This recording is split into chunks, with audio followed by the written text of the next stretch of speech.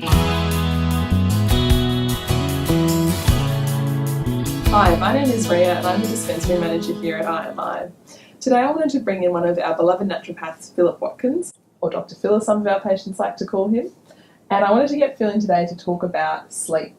So we have a lot of amazing patients who are doing amazing things out in Hong Kong, but it means that they're burning the candles at both ends, and what they're finding is that their sleep is impacted. So I wanted to talk to Phil about some ideas about how to improve sleep quality, and also about melatonin, because this is something that I'm getting asked about time and time again. So to get the ball rolling, could you tell us a bit more about melatonin and what people use it for? I think it's a good question. I think the best way to answer that is to try and go into the why melatonin got popular in the first place. It was well known throughout a lot of the travel community, your pilots and stewards and etc. And I think the use for it in jet lag is pretty much there, if you like. Melatonin basically gets secreted by the brain. It's a hormone, and it responds to a change in the light spectrum. So what that means is that when dusk occurs and the light starts to change, day starts to change to night, if you like, the brain will respond to that change in the environment, which is what hormones do, and cause the body to go into a physiological cascade that will kind of prepare you for rest, if you like. So with melatonin being the be-all and end-all for sleep, if you actually look at what it does in the normal or its natural environment, its only job is to really prepare the body for rest. So I would say it's probably not the be-all and end-all for sleep, which is great, because what that does is it actually opens up quite a lot of other ways to do it. And I would suggest that from what we see clinically, but also from what we see in the dispensary as well, it's most often other hormones, things like cortisol levels, and the way the body perceives stress and things like that. Because it's important to note that stress as a term is often stigmatized into something negative. So we generally only think that we're stressed out if something negative is occurring in our life, but your stress hormone cortisol, for example, doesn't differentiate between a positive or negative type of stress. You can love your job, but you can still work 16 hours a day loving your job, but your cortisol level or your response to that stress will still be elevated cardiovascular, elevated respiratory rates, higher amounts of free glucose in the bloodstream, and an impaired digestion. That will still be the case whether it's a kind of quote-unquote good stress or bad stress. Right. And that's something that I see a lot through the clinic and patients that come in, is it's essentially kind of, but I'm running on adrenaline and I'm feeling good, but then it's kind of, I guess sleep can be or broken or poor sleep or waking up feeling unrefreshed. Looking kind of beyond thinking about more like melatonin or potentially other options, what are some diet and lifestyle things that we could try? I've actually started asking people a different question clinically.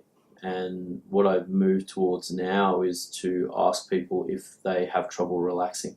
Yeah, right. Because I started off, instead of using the word stress, I started trying to use the term, are you always on? Yeah. And then that didn't really kind of take, in that people would say, well, I feel like I get home and I relax okay. But then if you say, well, on a Sunday, do you relax? And then most people actually have a lot of trouble relaxing, and that will then be quite a practical kind of gateway into whether or not stress is then leading you to sleep, because essentially sleep is the ultimate form of relaxation, right? So if you can't induce that consciously, then your body's ability to try and do that, when it counts, may most likely be affected, which then kind of leads us back to the question, is melatonin the be-all and end-all? I think there's only so much that it can do if your psychological state is kind of keeping you awake. Yeah, if that makes sense. And like you say, like if you're constantly on. So what are some other ways, or like say other potential supplements? Like what other ways can we look at helping support the body, support the nervous system, relaxation and sleep?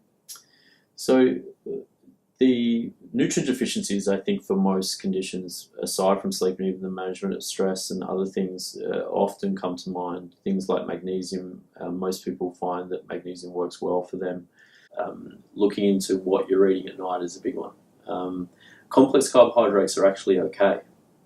we often kind of think no carbs at night. It's a conditioned thing for people who want to lose weight, which I think subconsciously or unconsciously is everyone, whether you admit it or not. Everyone's like wants to, do what they can to. But everyone's also kind of reaching for the biscuits. But never admit it, But just looking at those fast absorbing carbs is really, really important because, I've asked patients in the past to look at how they feel when they don't eat during the day. So let's, for example, say that you're not allowed to eat for 3 or 4 hours. How do you feel? Do you get dizzy? Do you get angry or hangry, I think is the term now? How does your body react to not eating? And then transfer that to the fact that when you're sleeping, you're also fasting.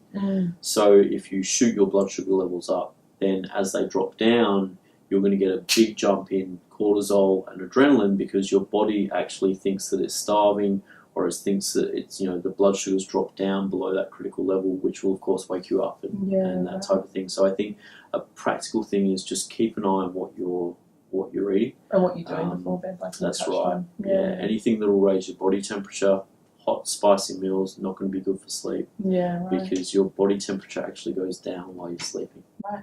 Well, that's some very interesting food for thought, pardon the pun. And I think it touches on some really interesting ideas, particularly that we kind of have this, we think that we can make our bodies do anything, and often sleep can be this kind of red flag that if it's broken or it's not restorative or whatever else is happening, it can be a sign that there's something deeper going on. Dead right. I mean, look, the other side of that, and I think you illustrated this really well, is that we often feel as if anything that we try should work straight away because we're just used to a pharmacy-based that kind of intervention, right? But this will take, for example, if you're finding that, your, blood sugar is a problem, it's going to take 3 to 5 days for your blood sugar to maybe, change a little bit. If you're stressed out and you start taking some herbal adaptogens or some magnesium or something to try and have a positive influence with your stress levels, I mean, it's remiss of me to forget about meditation for us not to bring that up. But, you've got to give it a week or two. And I think if you can do that, then the effects on your sleep will be more long-lasting. And more sustainable rather than potentially a bit of a band-aid method. That's right. I mean, with meditation, you're going to get everything else with that as well. And, the research is already there. If you like the science, I suggest you look into it.